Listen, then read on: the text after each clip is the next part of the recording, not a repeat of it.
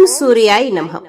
जो अपने तेज से अंधकार को हरते हैं, जो दिन की शुरुआत है और जीवन की पुकार है, वे है आदित्य, वे है जीवन दाता, वे है हमारे सूर्य देव। जब सब दिशा साथ छोड़ दे, तब जो आशा की पहली किरण बने, वही है प्रभु सूर्य, कृपा और चमत्कार के स्वामी।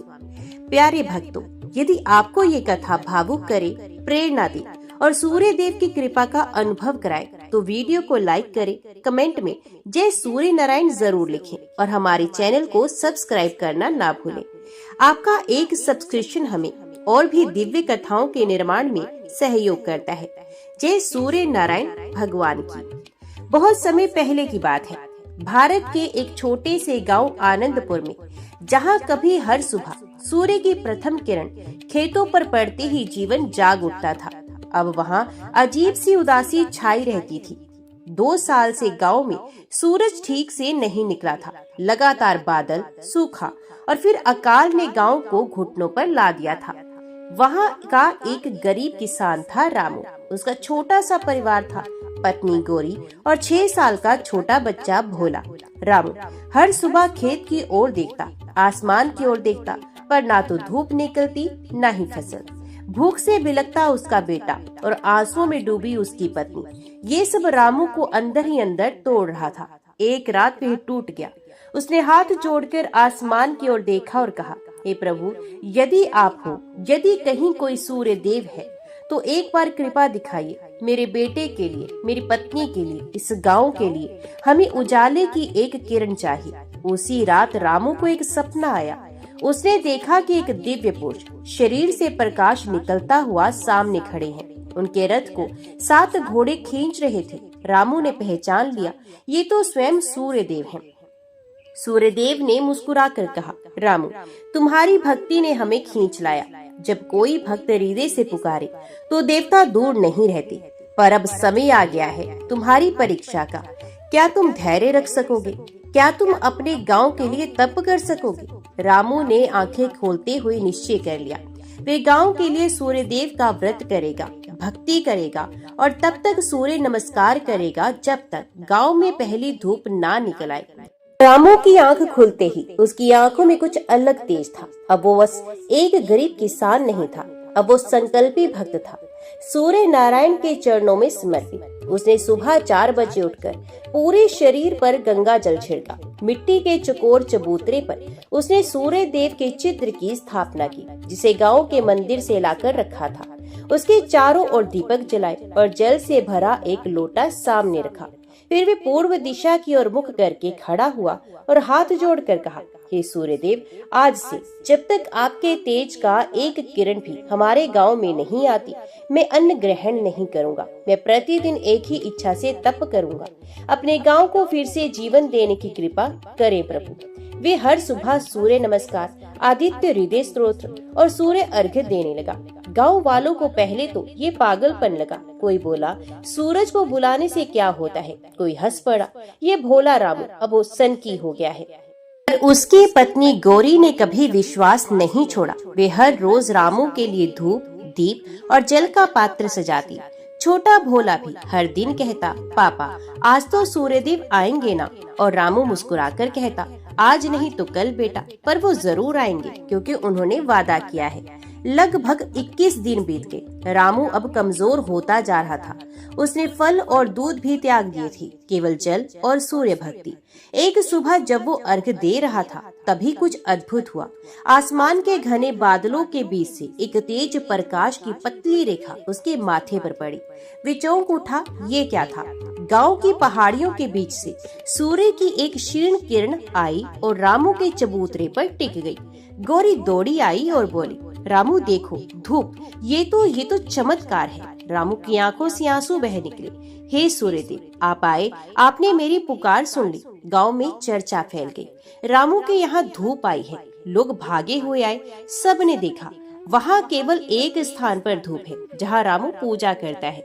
बाकी पूरा गांव अभी भी बादलों से ढका है। उसी रात गांव के एक वृद्ध भोलानाथ बाबा, जो वर्षों से बिस्तर पर पड़े थे, रामू के घर आए और बोले, बेटा रामू, ये साधारण घटना नहीं है, तुमने कुछ जागृत किया है। ये सूर्यदेव की चेतना है। ये धूप, ये प्रकाश कोई संकेत है कि आगे कुछ और भी बड़ा होने वाला है। और सच में कुछ ही दिनों में रामू के खेत में हरी पत्तियां फूटने लगी, गांव के कुएं में फिर से पानी आने लगा, बच्चों का स्वास्थ्य सुधरने लगा और सबसे बड़ी बात, जो गांव पिछले 2 सालों से रोग और अंधकार में था, वहां लोगों के चेहरे पर फिर से आशा का उजाला आने लगा। रामू अब गांव का मसीहा कहलाने लगा, पर उसने कभी अपने को नहीं बड़ा माना। वे रोज यही कहता, ये सब सूर्य नारायण की कृपा है, मैं तो बस उनका यंत्र हूँ। अब आगे क्या होगा? क्या रामू की तपस्या का फल उसे मिलेगा? क्या पूरा गांव फिर से सूर्यदेव की कृपा से धन्य होगा? और सूर्यदेव स्वयं कब प्रकट होंगे, ये जानने के लिए आगे इस कहानी को सुनते रहिए। उस रात जब धूप की पहली किरण रामू के माथे पर पड़ी थी, वे रात कुछ विशेष थी। रामू ने देखा वे फिर से स्वप्न लोक में है।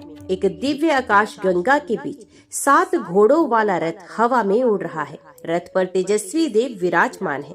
स्वर्ण में श्री केशों से प्रकाश झरता हुआ सूर्यदेव। उनकी वाणी गूंजी, रामू तुम्हारी तपस्या स्वीकार है, पर अभी तुम्हारा कार्य अधूरा है। ये उजाला अभी केवल शुरुआत है। तुम्हें अपने गांव के लिए एक दीप बनना होगा। पिछले जन्म की स्मृति लौटेगी और तब तुम जानोगे कि तुम कौन हो। रामू ने पूछा, प्रभु क्या मेरा कोई विशेष उद्देश्य है? सूर्यदेव बोले, हाँ, और समय आने पर तुम जानोगे कि क्या तुम ही चुने गए हो, क्यों तुम ही चुने गए हो। रामू की आंख खुल गई। उसके चेहरे पर अब डर नहीं, केवल तेज था। उसने महसूस किया ये कथा केवल उसका नहीं, उसके गांव, उसके कर्म और उसके पूर्वजों का है। अब रामू की पूजा स्थल को लोग सूर्य तप स्थल कहने लगे। लोग वहां रोज आकर सूर्य देव को जल चढ़ाते, दीपक जलाते और रामू के साथ आदित्य हृदय स्तोत्र का पाठ भी करते। इस भक्ति की लहर से गांव में परिवर्तन की झड़ी लगी। गर्भवती महिलाएं जिनकी तबीयत खराब रहती थी, स्वस्थ होने लगी। गाय जो दूध नहीं दे रही थी, अब दुग्धवती हो गई। बच्चे जो स्कूल छोड़ चुके थे, फिर से पढ़ने लगे। गांव के एकमात्र वैद्य ने कहा, सूरज की पहली किरण से जो जल भरता है, वह अब औषधि बन चुका है। रामू अब भी विनम्र था। वे कुछ नहीं कर रहा, ये सूर्यदेव की कृपा है। भोला जो जन्म से ही अस्थमा से पीड़ित था, बहुत कमजोर था, भाग नहीं सकता था, जोर से हंस भी नहीं सकता था। रामू हर सुबह अर्घ देने के बाद थोड़ा जल भोला को पिलाता और कहता, बेटा ये सूर्य जल है, इसमें भगवान की शक्ति है। एक दिन भोला खेतों की ओर दौड़ता हुआ गया। गोरी चौंक गई, भोला दौड़ रहा है। रामू ने देखा उसका बेटा खिलखिलाते हुए सूर्य की दिशा में दौड़ रहा था। उसे कोई सांस नहीं चढ़ रही थी, उसका चेहरा चमक रहा था। गांव वाले एकत्रित हो गए। ये चमत्कार है, ये सूर्य जल की कृपा है। रामू ने हाथ जोड़ ली, उसकी आंखों से आंसू बहने लगे। आज उसका बेटा स्वस्थ था और वे जान गया कि अब उसका विश्वास अडिग हो गया। रामू मंदिर में पूजा कर रहा था, तभी गांव का पुराना ग्रंथ संग्रह करता हरिहर दास आया। उसके हाथ में एक पुरानी हस्तलिपि थी। उस पर लिखा था, सूर्यवंशी एक तपस्वी जिसने अपने गांव को उजाला लौटाया। हरिहर दास बोला, रामू ये पांडुलिपि 100 वर्षों पुरानी है और इसमें जिस तपस्वी का वर्णन है, उसका हुलिया ठीक तुम जैसा है। रामू ने पढ़ा। उसने 7 घोड़ों वाले रथ के दर्शन किए। उसके खेत में पहली धूप आई। उसका बेटा चमत्कारी रूप से ठीक हुआ। रामू चौंक गया। क्या वह उस तपस्वी का पुनर्जन्म है? क्या सूर्यदेव ने उसे उसी कार्य के लिए फिर भेजा है? हरिहर दास ने जो ग्रंथ रामू को दिया, वे हस्तलिपि लगभग 117 वर्ष पुरानी थी। उसमें लिखा था, कलयुग के चौथे चरण में एक गांव पर अंधकार छा गया था। वहां एक बालक जन्मा जो सूर्यदेव का परम भक्त था। उसने बिना अन्न के तप किया और सूर्य के अर्घ से गांव को बचाया। उसका नाम था ऋषि राघव। रामू ने जैसे ही ऋषि राघव का नाम पढ़ा, उसके मन में कंपन होने लगा। एक दृश्य उसके मन में कौंधा। एक तपस्वी भस्म रमाए 7 घोड़ों के रथ के आगे प्रणाम करता है। ये तपस्वी वही मंत्र जप रहा है जो रामू ने स्वप्न में सुना था। गोरी बोली, क्या हुआ रामू? तो रामू बोला, मुझे लग रहा है मैं ही ऋषि राघव हूँ। सूर्यदेव ने मुझे फिर इस कार्य के लिए भेजा है। एक रात रामू फिर स्वप्न में सूर्य लोक पहुँचा। सूर्यदेव ने कहा, तुम्हें स्मरण है, तुम्हारे पास एक मंत्र था जिसे तुमने पिछले जन्म से संजोया था।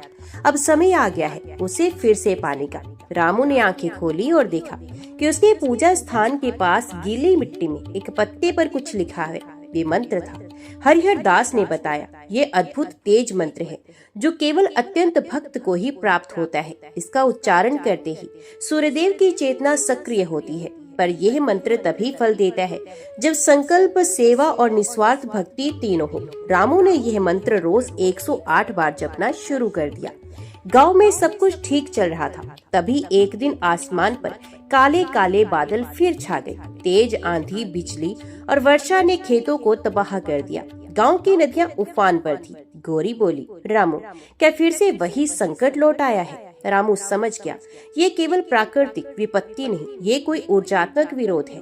कोई शक्ति सूर्य चेतना को दबाने की कोशिश कर रही है। हरिहर दास बोले, ये गांव एक बार पहले भी इस विनाश से गुजरा है। तब ऋषि राघव ने सप्त सूर्य यज्ञ किया था और तभी देवता स्वयं प्रकट हुए थे।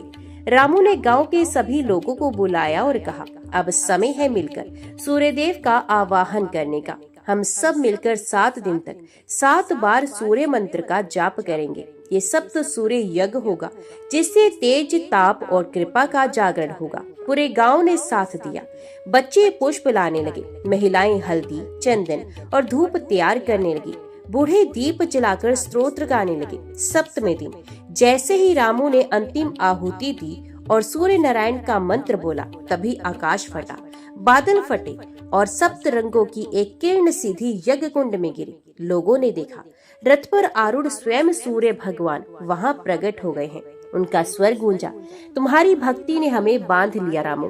तुम वही ऋषि हो जो फिर आया है अपने लोगों की रक्षा करने। अब यह गांव सूर्य ग्राम कहलाएगा, जहां अंधकार कभी नहीं टिकेगा। जब सूर्य देव प्रकट हुए, रामू की आंखें रोशनी से बंद हो गई, पर एक क्षण बाद उसने जो देखा वे उसकी आत्मा को झकझोर गया। वह अब एक सामान्य स्थान पर नहीं था, बल्कि एक स्वर्ण में आकाश में खड़ा था, जहां से 7 लोग स्पष्ट दिख रहे थे। वहां एक विशाल ज्योतिर्मंडल था, सूर्य मंडल, जिसमें एक दिव्य सिंहासन पर सूर्य नारायण विराजमान थे। सूर्य देव ने कहा, रामू, तुम्हारी आत्मा को अब ये अधिकार है कि वे इस मंडल को देख सके। यहाँ केवल वही आते हैं जो तप, सेवा और प्रेम के माध्यम से स्वयं को शुद्ध करें। उन्होंने रामू को 3 चक्र दिखाए। प्रकाश चक्र जिससे जीवन उत्पन्न होता है, ऊर्जा चक्र जिससे प्राण चलता है, कृपा चक्र जिससे चमत्कार घटते हैं। सूर्यदेव बोले, तुम्हारा गांव अब केवल गांव नहीं, एक ऊर्जा केंद्र बन चुका है। इसे हमें स्वयं संरक्षित करना है। सूर्यदेव के निर्देश के अनुसार रामू ने गांव के चारों कोनों पर दीप स्तंभ स्थापित किए। हर स्तंभ पर सूर्य का प्रतीक, अर्धवक्र और 7 रश्मियां अंकित की गई। गांव के मध्य में एक भव्य सूर्य मंदिर का निर्माण हुआ। लोगों ने उस स्थान को सूर्य ग्राम नाम दे दिया। अब हर अमावस्या और संक्रांति को वहाँ यज्ञ, कीर्तन और मंत्र जाप होता। देश के कोने कोने से लोग आने लगे। सूर्य तप, सूर्य जल, सूर्य व्रत और अद्भुत चमत्कारों के अनुभव लेकर लौटते। गांव में फिर कभी अकाल नहीं पड़ा। हर दिन सूर्य की पहली किरण उसी गांव में सबसे पहले पड़ती। रामू का पुत्र भोला अब 12 वर्ष का हो चुका था। शरीर से बलवान, मन से शांत और स्वभाव से विनम्र। सूर्य देव ने एक रात स्वप्न में भोला से कहा, वत्स, तुम्हारे पिता ने जो प्रारंभ किया उसका विस्तार अब तुम्हारे हाथों में होगा। ये सूर्य विद्या तुम्हें सौंपता हूँ। अगली सुबह रामू ने देखा, भोला ध्यान मगन अवस्था में बैठा है और उसके चारों ओर एक स्वर्णिम आभा है। उसने अपनी माँ गौरी से कहा, माँ, मुझे सूर्य मंत्रों की शिक्षा मिल रही है और एक दिन मैं पूरे देश में सूर्य सिद्धांत का प्रचार करूंगा। रामू ने भावुक होकर सूर्यदेव को धन्यवाद कहा। उसका बेटा अब केवल उसका उत्तराधिकारी नहीं, बल्कि सूर्यदेव के मिशन का वाहक बन चुका है। एक पूर्णिमा की रात जब रामू ध्यान में था, सूर्यदेव ने अंतिम बार उसे दर्शन दिए और कहा, रामू, समय आ रहा है जब तुम्हें वापस हमारे लोक में लौटना होगा। तुम्हारा कार्य पूर्ण हुआ, पर जाते जाते एक रहस्य जान लो। अगले युग में जब फिर अंधकार छाएगा, तब तुम्हारा वंश, तुम्हारे रक्त का एक बालक सूर्य अंश कहलाएगा और वे फिर इस धरती पर उजाला लाएगा। रामू की आंखों से आंसू बह निकले। उसने कहा, प्रभु, क्या मुझे उस बालक को देखना नसीब होगा? सूर्यदेव मुस्कुराए, तुम देखोगे पर पहचान नहीं पाओगे, क्योंकि तब तक तुम स्वयं सूर्यमंडल के प्रहरी बन चुके होगे। अगले दिन रामू ने गांव के लोगों को बुलाकर कहा, अब मैं संन्यास लेता हूँ। ये सूर्य ग्राम अब भोला के संरक्षण में रहेगा और वे ध्यानस्थ होकर एक चट्टान पर बैठ गया। लोगों ने देखा उसकी देह धीरे धीरे प्रकाश में विलीन हो रही थी। सूर्य देव की अग्नि किरणें उसे आकाश की ओर ले जा रही थी। रामू के प्रकाश में विलीन होने के बाद गांव में शोक के साथ श्रद्धा की लहर फैल गई। लोगों ने उसी स्थान पर एक सूर्य समाधि बनाई जहां वे ध्यानस्थ होकर देह से परे चले गए थे। भोला अब बड़ा हो चुका था, पर भीतर से वही शांत, भक्ति से भरपूर। उसने पिता की स्मृति में हर वर्ष सूर्य तप महोत्सव की शुरुआत की, जहां 7 दिनों तक सूर्य मंत्र, यज्ञ और आध्यात्मिक ध्यान होता। धीरे धीरे देश भर से श्रद्धालु आने लगे। वहाँ एक सूर्य आयुर्वेद केंद्र खुला जहाँ सूर्य किरण चिकित्सा होती थी और भारत सरकार ने उस स्थान को राष्ट्रीय ऊर्जा तीर्थ घोषित कर दिया। सूर्य ग्राम अब केवल एक गांव नहीं, एक प्रकाश और चेतना का केंद्र बन चुका था। भोला ने अपने पिता के स्वप्न को साकार करने के लिए एक भव्य सूर्य मंदिर और अध्ययन केंद्र की नींव रखी और जिसका नाम था सूर्य धाम। यहाँ वेद, योग, आयुर्वेद, ज्योतिष और सूर्य विज्ञान सिखाया जाता था। हर दिन सुबह 5 बजे सैकड़ों लोग एक साथ सूर्य नमस्कार करते और सूर्य देव का मंत्र का सामूहिक जप करते। भोला ने एक मंत्र दिया, जहाँ सूर्य का नाम है वहाँ रोग नहीं, जहाँ सूर्य का ध्यान है वहाँ अंधकार नहीं, जहाँ सूर्य का प्रेम है वहाँ विनाश नहीं। भोला अब सूर्य आचार्य भोलेनाथ कहलाने लगा। 50 वर्ष बीत चुके थे। भोला अब वृद्ध हो चुका था, पर उसका तेज यथावत था। एक दिन सूर्य समाधि के पास एक स्त्री आई। उसकी गोद में एक नवजात शिशु था। उसके माथे पर जन्म से ही एक सूर्य चिन्ह था। भोला ने चौंक कर देखा और पूछा, इस बच्चे का नाम क्या रखा है? स्त्री बोली, सूर्यांश। भोले का हाथ कांपने लगा। उसे पिता की भविष्यवाणी याद आई, तुम्हारा वंशज सूर्य अंश कहलाएगा और वही उजाले को आगे बढ़ाएगा। भोला ने उस बालक को गोद में उठाया और उसकी आंखों में झांका। वहाँ उसे वही तेज दिखा, वही आंखें जो उसके पिता रामू की थी। भोला ने सूर्यांश को सूर्य विद्या की शिक्षा देना शुरू किया। बालक असाधारण था। वे 2 वर्ष की आयु में ही 7 घोड़ों की आकृति बना लेता था और 3 वर्ष में सूर्य मंत्र बोलने लगा। भोला ने कहा, अब सूर्य ग्राम का भविष्य इस बालक के हाथों में है।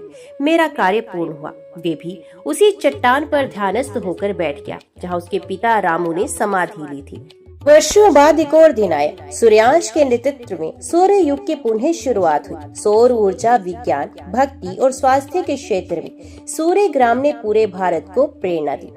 जिसने भक्ति से सूर्य को बुलाया, जिसने अंधकार से लड़कर उजाले को लौटाया, वे एक साधारण किसान रामू था, पर उसकी तपस्या ने उसे अमर बना दिया। जब जब अंधकार छाएगा, तब तब सूर्य का कोई भक्त जन्म लेगा और वे फिर चमत्कार करेगा। सब प्रेम से बोलो, सूर्य नारायण भगवान की जय। भक्तजनों, जब जीवन में अंधकार हो, राहें बंद हो, तब एक ऐसा व्रत है जो केवल उपवास नहीं, एक संवाद है सूर्य देव से, एक प्रकाश की ओर बढ़ता हुआ कदम। ये है रविवार व्रत, जो दुख को सुख में और संघर्ष को सफलता में बदल देता है। इस पवित्र रविवार व्रत कथा को सुनने से संपत्ति, स्वास्थ्य, संतान और शांति की प्राप्ति होती है। सुनिए एक सच्ची कथा जिसमें है भक्ति, परीक्षा और सूर्यदेव का अपूर्व चमत्कार। बहुत समय पहले की बात है। भारत के मध्य प्रदेश के एक छोटे से गांव सूरजपुर में एक किसान दंपत्ति रहती थी, धीराज और उसकी पत्नी शांति। धीराज एक ईमानदार किसान था, परंतु भाग्य ने उसका साथ छोड़ दिया था। कई वर्षों से खेती में नुकसान हो रहा था। 2 बेटियां और एक छोटा बेटा, सभी बीमार रहते थे। पत्नी शांति भी मानसिक और शारीरिक रूप से दुर्बल हो चुकी थी। घर में कलह, दरिद्रता और निराशा का डेरा था। धीरज रोज सुबह खेत जाता, पर ना सूर्य की किरण मिलती, न मन को शांति। एक दिन बहुत थक कर वे गांव के मंदिर की सीढ़ियों पर बैठ गया और बोला, हे भगवान, क्या मेरा पाप इतना बड़ा है कि आप मेरी पुकार भी नहीं सुनते? उस समय एक साधु वहाँ से गुजरे। उनके चेहरे पर तेज था, आंखों में शांति और चाल में एक प्रकार का दिव्य कंपन। साधु ने धीराज को देखा और कहा, वत्स, जीवन में जब सूर्य छिप जाए तब अंधकार तो आएगा ही, पर यदि तुम स्वयं सूर्य को पुकारो तो वो जरूर आएंगे। धीराज ने पूछा, कैसे पुकारूं बाबा? तो साधु बोले, रविवार का व्रत करो। ये केवल उपवास नहीं, सूर्यदेव के साथ आत्मा का संवाद है। इसे श्रद्धा से करो, नियम से करो और फिर देखो तुम्हारे जीवन में क्या प्रकाश आता है। धीराज ने उसी क्षण संकल्प किया, मैं रविवार का व्रत करूंगा। अपने परिवार, अपने जीवन और अपने गांव के उजाले के लिए शांति ने पहले विरोध किया। खाली पेट रहोगे, पहले ही कमजोरी है, और भगवान ने तो अभी तक कुछ दिया नहीं। धीरज मुस्कुराया। जब तक मैं भगवान को बिना अपेक्षा के नहीं पुकारता, तब तक तो क्यों आएंगे। उसने व्रत का पहला रविवार रखा। सुबह स्नान करके तांबे के लोटे में शुद्ध जल भरकर सूर्य की पहली किरण की ओर मुख करके खड़ा हुआ और फिर बोलने लगा, ओम सूर्याय नमः। हे जगत के जीवन दाता, मेरा जीवन अंधकार में है, कृपा करे, मुझे शक्ति दे। मैं आपके चरणों में संकल्प करता हूँ, हर रविवार व्रत रखूंगा और आपको अर्घ्य दूंगा। पहला रविवार बीता। दूसरे सप्ताह जब धीराज खेत पर गया तो देखा एक खेत की सीमा पर हरी घास उग आई थी। वह पिछले 2 वर्षों से कुछ भी नहीं उगा था। उसने मिट्टी उठाकर सूंघी, उसमें गीलापन था। रात को तेज वर्षा हुई थी, जो केवल उसी खेत के कोने में हुई थी। गांव के लोगों ने मजाक उड़ाया, कहने लगे, धीराज को भगवान ने बारिश भेजी है या फिर ये पागल हो गया है। रविवार का व्रत करते करते पर शांति के मन में कुछ बदलने लगा। उसने कहा, ये व्रत कुछ तो कर रहा है, मुझे भी करना चाहिए। धीराज ने कहा, ये श्रद्धा से जुड़ा है, जब मन माने तब करना। तीसरे रविवार तक धीराज और शांति दोनों व्रत रखने लगे। शांति ने पहली बार बिना थकावट के पूजा की।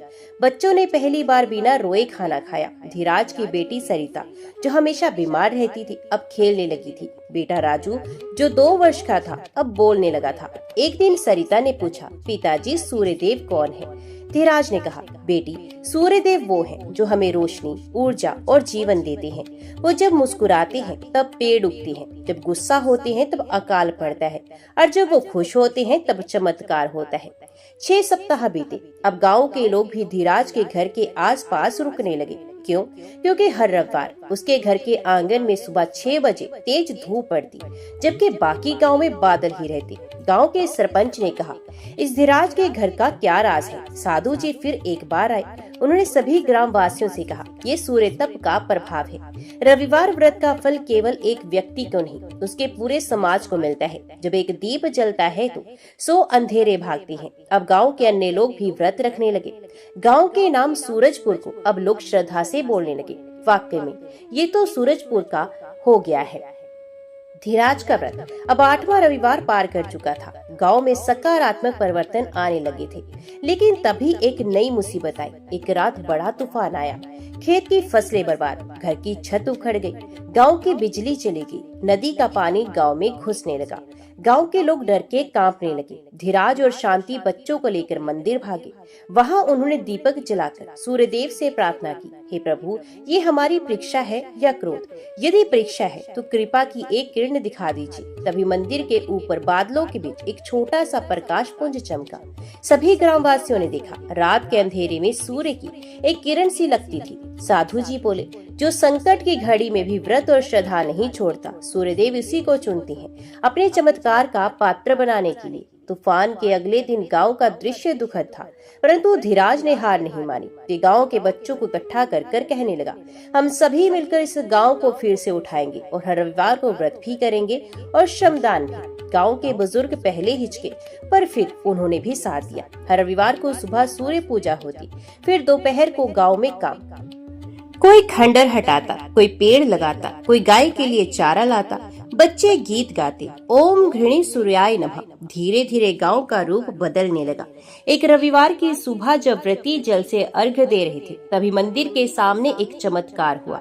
सभी की आंखें चौंधी आ गई। प्रकाश के बीच एक सुंदर दिव्य पुरुष प्रकट हुए। उनका मुख अग्नि सा दीप्त, वस्त्र चमकते केसरिया, 7 घोड़ों वाले रथ पर सवार। धीराज और शांति रोते हुए उनके चरणों में गिर पड़े। हे प्रभु, आपने दर्शन देकर जीवन धन्य कर दिया। सूर्यदेव ने कहा, धीराज, तुमने केवल अपना नहीं, पूरे गांव का कल्याण किया। यह व्रत केवल व्रत नहीं था, ये संकल्प और सेवा का यज्ञ था। उन्होंने आशीर्वाद दिया, इस गांव में अब कभी अकाल नहीं पड़ेगा। जो भी यहाँ रविवार व्रत करेगा, उसे कभी अंधकार नहीं सताएगा। उसके बाद गांव में जो परिवर्तन आया वे अद्भुत था। टूटे खेतों में हरी फसलें लहराई, नदियों का पानी वापस चला गया। सूरजपुर अब आसपास के गांव के लिए आदर्श बन गया। वहाँ एक सूर्य मंदिर बना, जिसमें हर रविवार भजन, अर्घ्य और भंडारा होता। धीराज के बच्चों की पढ़ाई शुरू हुई। सरिता ने विज्ञान में अव्वल स्थान पाया और कहने लगी, अब मैं सौर ऊर्जा पर काम करूंगी ताकि हर गांव रोशन हो। गांव के स्कूल में अब सूर्य व्रत के बारे में भी पढ़ाया जाता। 1 वर्ष पूरा हुआ। साधु जी फिर एक दिन गांव आए। उनके हाथ में एक ग्रंथ था, सूर्य पुराण। उन्होंने कहा, ये ग्रंथ तुम्हारे जीवन का आईना है। ये बताता है कि सूर्य की कृपा उन्हीं पर होती है जो अंधकार में भी श्रद्धा और सेवा की ज्योति जलाते हैं। धीराज ने उस ग्रंथ को गांव के मंदिर में रखा। हर रविवार कोई न कोई परिवार आता, कथा पढ़ता, व्रत करता। अब सूरजपुर केवल एक गांव नहीं था, ये बन गया था एक आध्यात्मिक तीर्थ। गांव के एक कोने में एक विधवा महिला रहती थी। नाम था गौरा। उसका एक बेटा था। बालक का नाम था विजय, उम्र 10 साल। गौरा मेहनत करके जीवन चला रही थी, पर गांव के कुछ लोग उसे हय दृष्टि से देखते। वे जब मंदिर जाती तो कुछ औरतें फुसफुसाती, विधवा होकर मंदिर क्यों आती है, कहीं सूर्यदेव को नाराज ना कर दे। धीराज और शांति ने जब ये सुना तो उन्हें बहुत दुख हुआ। उन्होंने गांव के सामने खड़े होकर कहा, जिस स्त्री ने अपने जीवन को तपस्या बना दिया, क्या वो सूर्य पूजा नहीं कर सकती?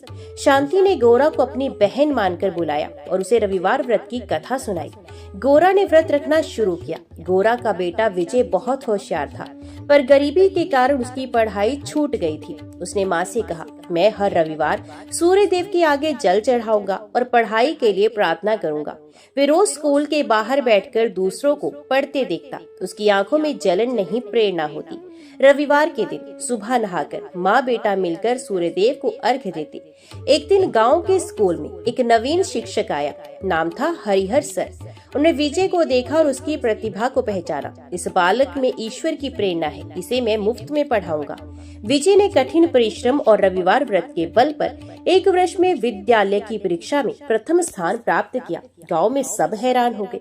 एक दिन गांव के ऊपर काले बादल छा गए। पड़ोसी गांव से खबर आई, वहां भयंकर महामारी फैली थी। लोग भयभीत हो गए कि ये सूरजपुर तक न आ जाए। धीराज, गोरा, शांति और गांव के लोग मंदिर में एकत्रित हुए। सभी ने मिलकर 7 रविवारों का सामूहिक व्रत रखने का संकल्प लिया। सूर्यदेव की प्रतिमा के सामने एक दिया 7 सप्ताह तक अखंड जलाया गया। सप्ताह बीते और जैसे जैसे व्रत आगे बढ़ा, गांव की रक्षा होती रही। पड़ोसी गांव में रोग बढ़ा, पर सूरजपुर सुरक्षित रहा। साधु जी ने कहा, ये सामूहिक श्रद्धा का परिणाम है। जहाँ एक नहीं, अनेक मन एक होकर सूर्य को पुकारते हैं, वहाँ संकट नहीं ठहरते। गांव के पास का नगर था शंखपुर। वहाँ के राजा का नाम था राजा उदयन। उन्हें एक अजीब रोग हो गया। वे सूर्य की रोशनी में जाते ही जलन महसूस करने लगे। राजवैद्य हार मान गए। तब एक दिन राजा के सपने में एक वृद्ध साधु आया और कहा, यदि तुम 11 रविवार तक व्रत कर सूरजपुर जाकर सच्चे मन से प्रार्थना करोगे तो रोग मिट जाएगा। राजा से संकल्प लिया, 11 रविवार का व्रत किया और 12वें रविवार सूरजपुर मंदिर में आए। गोरा, धीराज, शांति और गांव के बच्चों ने राजा का स्वागत किया। राजा ने सूर्यदेव को अर्घ्य चढ़ाया और प्रार्थना की, प्रभु, मैंने शासन किया पर श्रद्धा नहीं, कृपा करे जीवन फिर से प्रकाशमय करे। मंदिर का दीपक जल उठा और एक दिव्य किरण राजा के शरीर पर पड़ी। वही क्षण से राजा स्वस्थ हो गए। राजा ने सूरजपुर के मंदिर को स्वर्ण कलश भेंट किया। गौरा और विजय को सम्मान दिया। धीराज को ग्राम प्रमुख घोषित किया। राजा ने नगर में एक आदेश निकाला, प्रत्येक रविवार नगर और गांव में सूर्य पूजा अनिवार्य की जाती है। ये केवल आस्था नहीं, ये राष्ट्र का बल है। अब सूरजपुर की ख्याति दूर दूर तक फैल गई। विजय को नगर के सबसे बड़े गुरुकुल में प्रवेश मिला। गोरा ने मंदिर के बाहर गरीब बच्चों को पढ़ाने का केंद्र शुरू किया और हर रविवार गांव में सूर्यदेव की जय जयकार गूंजने लगी। अब विजय की उम्र 18 वर्ष की हो चुकी थी। शिक्षा पूरी कर चुका था और अब उसके मन में एक ही इच्छा थी, अपने गांव सूरजपुर के लिए कुछ करना। एक दिन वे सूर्य देव के मंदिर में गया और बोला, हे आदित्य देव, मुझे शक्ति दे कि मैं अपने गांव को अंधकार, गरीबी और अज्ञान से मुक्त कर सकूं। साधु बाबा ने उसे आशीर्वाद दिया, बेटा, यदि तू 21 रविवार तक बिना किसी छल कपट के व्रत करेगा और समाज की सेवा करेगा तो सूर्यदेव तुझसे प्रसन्न होकर प्रकट होंगे। विजय ने उसी क्षण संकल्प लिया। वे हर रविवार सुबह 4 बजे उठता, स्नान कर सूर्य को अर्घ्य देता, मंदिर की सफाई करता, फिर दिन भर गांव में वृद्धों, बच्चों और बीमारों की सेवा करता। लोगों ने उसे जीवित सूर्य भक्त कहना शुरू कर दिया। एक दिन गांव में भयावह संकट आया। पास के जंगल में रहने वाला तांत्रिक रुद्रसेन गांव में घुस आया। उसने कहा, तुम लोग सूर्यदेव की पूजा छोड़ दो और मेरी शक्तियों को स्वीकार करो, नहीं तो ये गांव जल जाएगा। गांव डर गया। लोग रात में घरों से नहीं निकलते। धीराज, शांति और विजय ने गांव वालों को एकत्रित किया और कहा, ये सूर्य की भूमि है, यहाँ कोई भी अंधकार हावी नहीं हो सकता।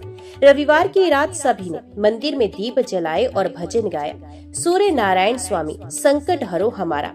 रात के अंधकार में रुद्रसेन ने तंत्र मंत्र किए, पर विजय ने सूर्य मंत्र का 108 बार जप किया। अचानक आकाश से एक तेज प्रकाश फैला। रुद्रसेन अंधा हो गया और धरती पर गिर पड़ा। सूर्य की एक किरण विजय पर पड़ी और वहाँ खड़े साधु बाबा बोले, आज सूर्यदेव तेरे तप से प्रसन्न हुए हैं पुत्र विजय। सप्ताह बीते। 21वें रविवार की सुबह विजय ने मंदिर की घंटी बजाई। धूप के समान मंदिर का आंगन स्वर्णिम प्रकाश से फैल गया। अचानक आसमान में 7 घोड़ों वाला रथ प्रकट हुआ।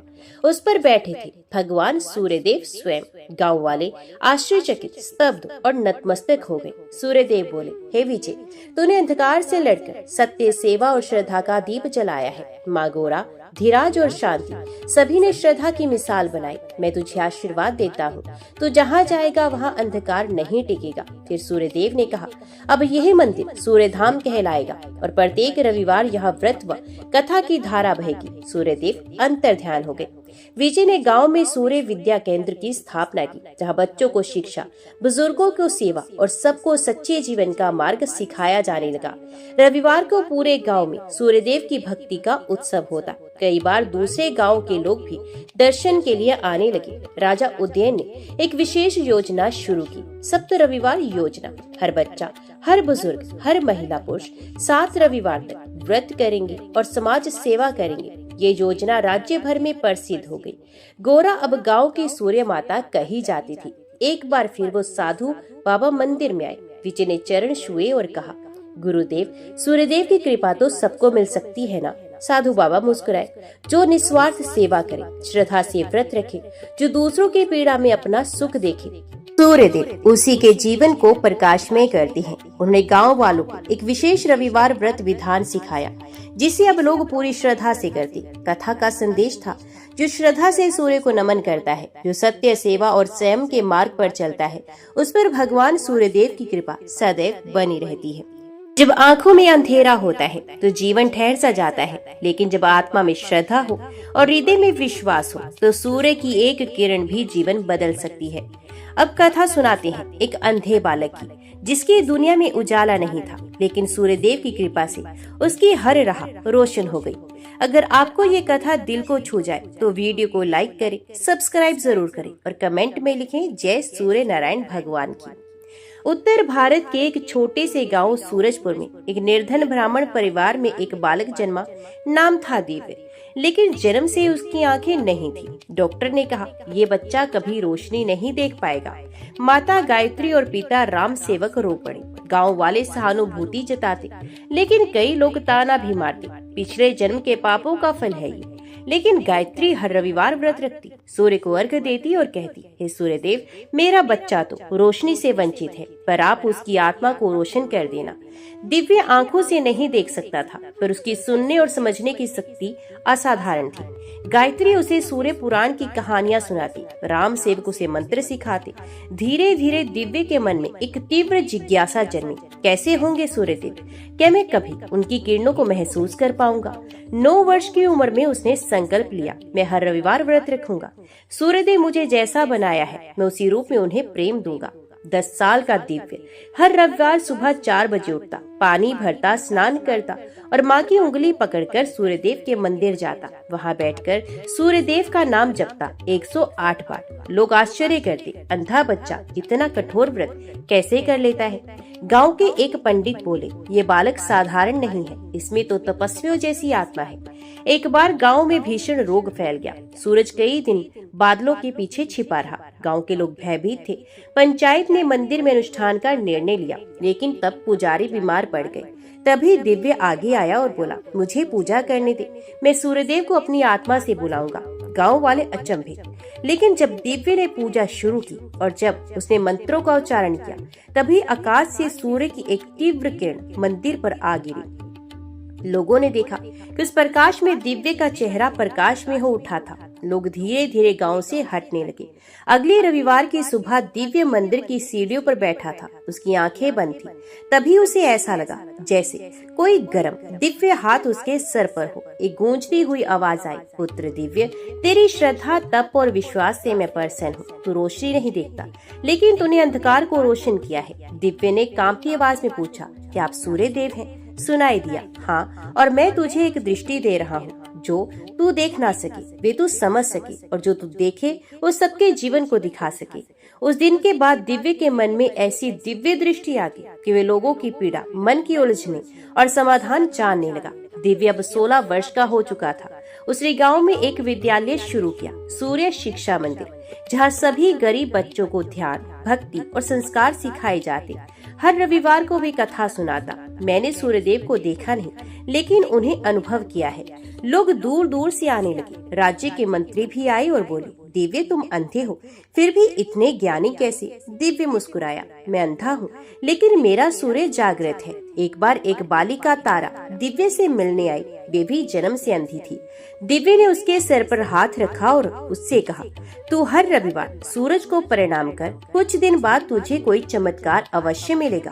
तारा ने नियम शुरू किया। 7वें रविवार को जब उसने आंखें खोली तो पहली बार उसने रोशनी देखी। उसकी माँ चिल्लाई, तारा देख सकती है, सूर्यदेव की कृपा होगी। राज्य के महाराज ने दिव्य को दरबार में बुलाया और पूछा, क्या आप कोई योगी हैं? दिव्य ने मुस्कुराकर कहा, नहीं, मैं तो सूर्य का भक्त हूँ, जिसने मुझे पहचान दी। महाराज ने उसे राज्य का सूर्य संस्कृति सलाहकार बनाया। उसके सुझाव पर पूरे राज्य में रविवार व्रत कथा अनिवार्य हुई। वृद्ध हो चुके दिव्य एक दिन मंदिर की सीढ़ियों पर बैठी थी। गायत्री माँ पास बैठी थी। तभी दिव्य ने कहा, माँ, लगता है आज सूर्य देव मुझे लेने आएंगे। आकाश साफ था। सूर्य की एक किरण सीधे उसके माथे पर पड़ी। उसने धीरे से कहा, ओम घृणी सूर्याय नमः, और एक दिव्य प्रकाश में विलीन हो गया। आज भी सूरज नगर में हर रविवार दिव्य कथा सुनाई जाती है। लोग कहते हैं, जिसने सूर्य को नहीं देखा उसने भी पूरे संसार को रोशन कर दिया। सूर्य देव के मंदिर में एक पट्टिका लगी है। जो देख नहीं सकता वे भी देख सकता है, अगर उसका मन सूर्य की ओर हो। ओम सूर्याय नमः। ये थी सूर्य देव की कृपा से भरी दिव्य कथा, जो न सिर्फ भक्ति भाव से जुड़ी है, बल्कि आत्मा को भी आलोकित करती है। अगर ये कथा आपके दिल को छू गई हो तो वीडियो को लाइक करना ना भूलें, सब्सक्राइब जरूर करें और कमेंट में लिखें, जय सूर्य नारायण भगवान की।